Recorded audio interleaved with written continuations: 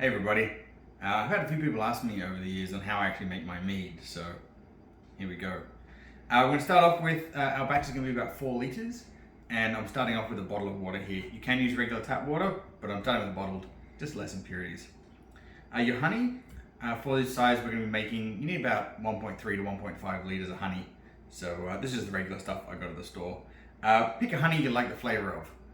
The type of honey actually changes the flavour of your mead. I'm going to need yeast. I've got some wine yeast. You can use bread yeast. Wine yeast is going to make it taste better. And then some sultanas, basically, or raisins. They're just going to help the yeast get started. Speaking of getting started, let's get into it. So, first thing we need to do is, because we're going to mix it in here first up.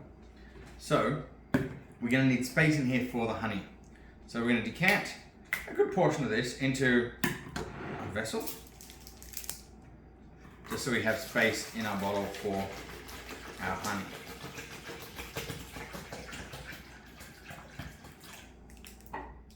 Definitely need to get out more than that. Make sure you make a mess. It's important. All right, that's definitely going to give us the space we need. So now we just tip our honey in. So it's pretty imprecise, but basically we're going to go for 1 and about a third to a half of the next one, because these are 1 litre jars. Now, try not to make a mess. If you get water bottles with a much larger opening, it's much better for this.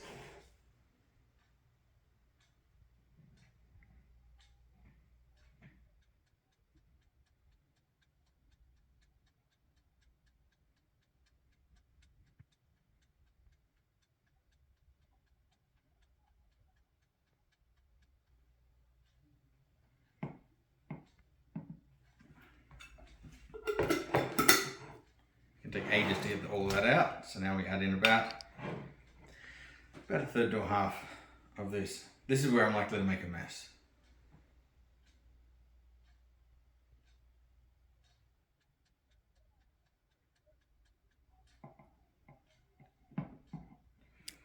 Whoop. Yeah, there's my mess.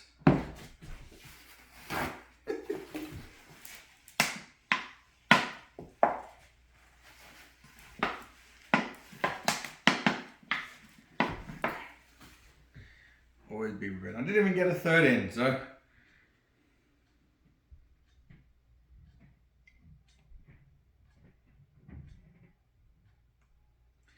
Yeah, more mess. Alright, I think I've actually got a bit too much in there, but that is okay. There are professional mead makers out there, they will be having a go at me for this, but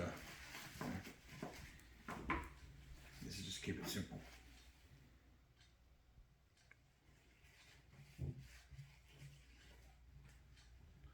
I'll clean that up later.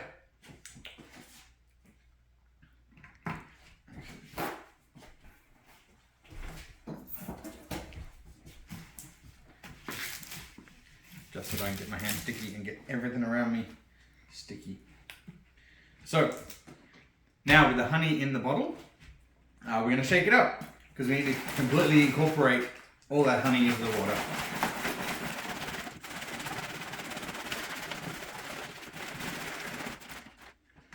We're pretty well mixed. So now, we're going to add in some more water. Actually, we can save the water for later. The next step, we're putting our yeast in. Now we can actually brew our yeast, our mead, in this plastic bottle. If you don't have any other equipment, that's totally fine. Just make sure that you don't use the lid when we're fermenting. Use a balloon, some little tiny holes in it, and it'll actually work great. My first batch was done in a plastic bottle and worked out fine. So your yeast packet has instructions on how to do it. They say you have to bloom the yeast to get it started. I don't. I've tried mixing it up. It works either way. I haven't noticed a big difference. Let me just pour it in.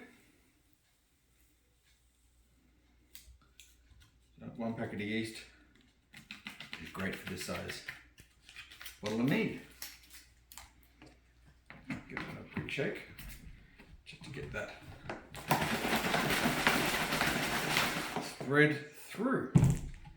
Now the next step, if you have a big glass jug, like I do, we're going to transfer it in here. This is going to be what we're going to ferment inside of. But as I said, you can keep it in the plastic jug without any problems. Just don't keep the lid on. So, to reduce the chance of me making a mess, any more of a mess, I'm going to use this funnel.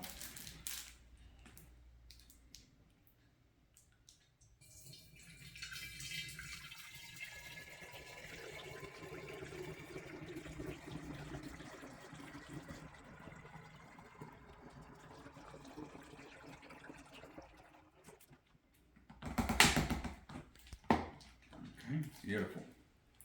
Put that aside. Now the next thing is we're going to add some more water to top it up. You don't want to go right to the top, you want to leave it at the space at the top in case it starts bubbling in fermentation. You want to have some space for it to bubble.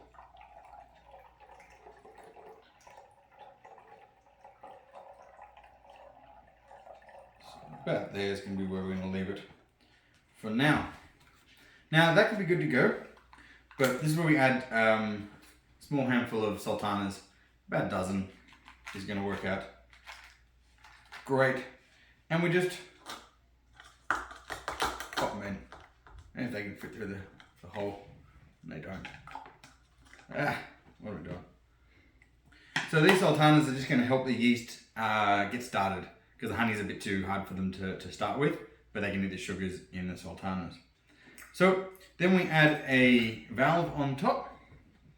Now, if you're doing it in a plastic jug, or you don't have a valve like this, a balloon, a rubber glove with little tiny pinprick holes will do the same thing. Basically, we want to stop, we want to allow the air to get out as it's fermenting. We want to stop any bacteria stuff getting in. We want to keep this nice and clean.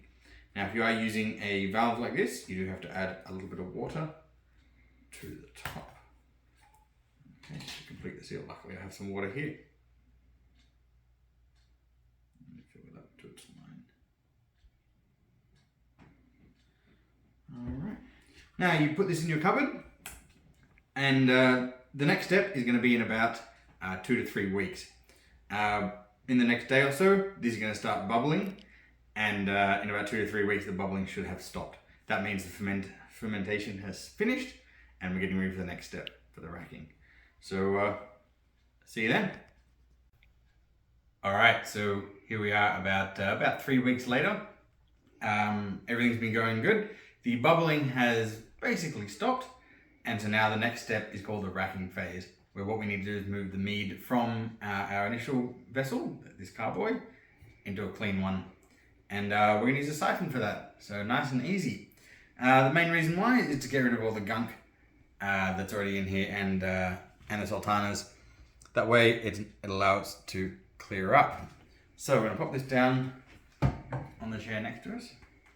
We're going to move our airlock, which has done a great job. Ooh, smell the fermentation. Okay, so you can get a siphon, or you can just use a hose, like you're trying to siphon petrol from your car, someone else's car. These days, the petrol prices. Now, what we're going to do is, because on the bottom we actually have some sediment. You'll see later once we clear this up. We don't want to pick that up, so we don't want to just jam this all the way in. So what I do is I do a quick measurement to get it pretty close to the bottom, and I have my fingers at the top. That way when I stick it in the jar, it won't go to the bottom. So I think that's going to be pretty close to the bottom. Okay, so let's watch me make a mess as I try not to screw up this siphon. I get a small window of opportunity here. Also, I've been very careful as I move this around the house from my cupboard not to shake it up. Wanted to keep it very, very still the whole time. So this goes in. Here we go.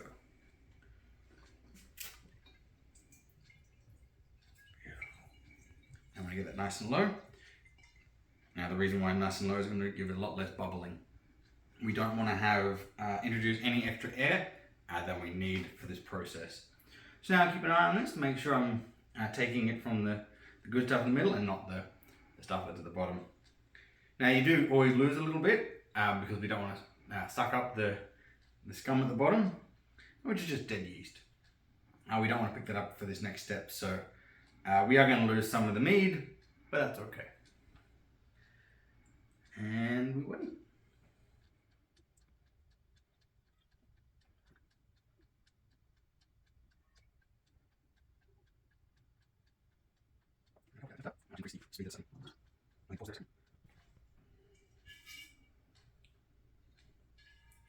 Oh, we got a sultana.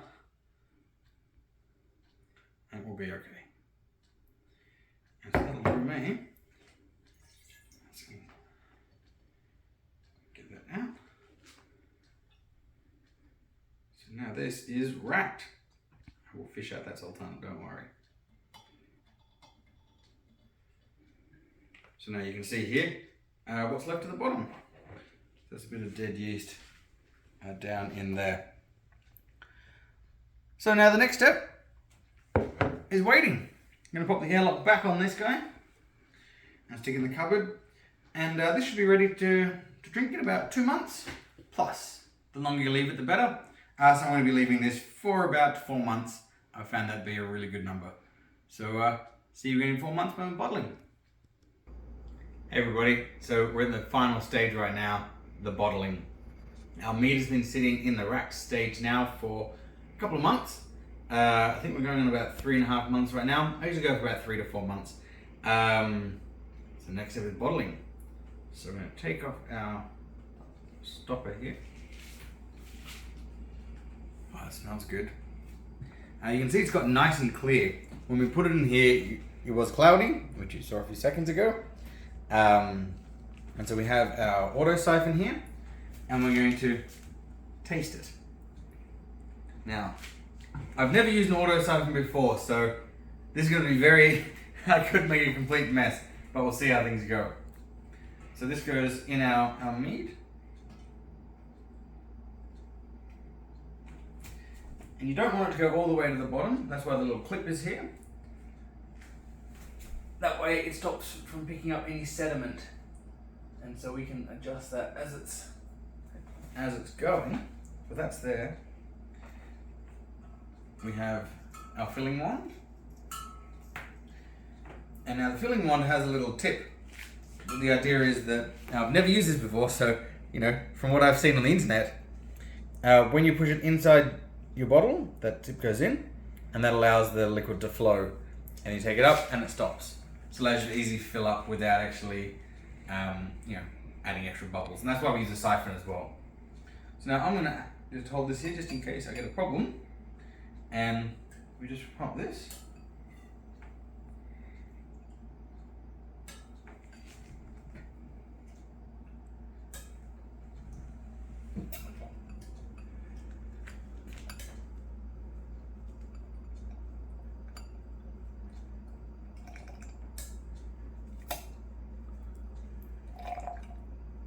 Okay, that's probably enough to test it. So we want to make sure it tastes good to do any more. So my first time using it, so give me a break. Normally I just use a hose.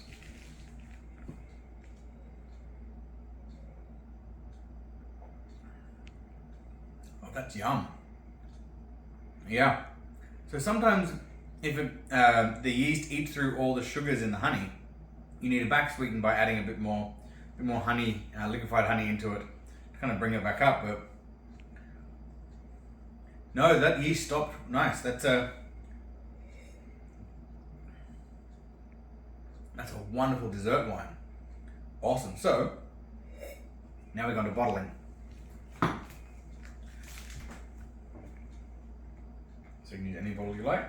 Now the reason why I've got it down here on the stool is because you want to have a height difference, like anytime you're siphoning. But yeah, so let's see if we can fill this up without making much of a mess. That's kind of the goal. So we're going to pump.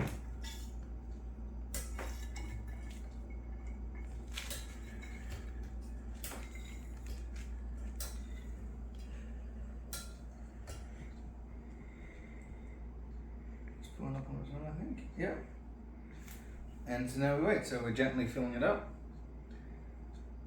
Now when it gets full, we can lift this out and away we go. And you'll see by using a siphon, there's no bubbles, because at this stage we don't want to increase any, add any air into the mix. I want to go about there. I've got a few bottles to fill, and you know, I want to make them all even. But there we go. Awesome. So we now have a bottle of mead. So the next step is to put a cap on it, put a label on it, and drink it with your friends. Thank you very much. So that's how I make my mead, nice and easy. You don't need fancy tools like this. Literally, you can use just a hose, the same way you might be siphoning petrol out of a car.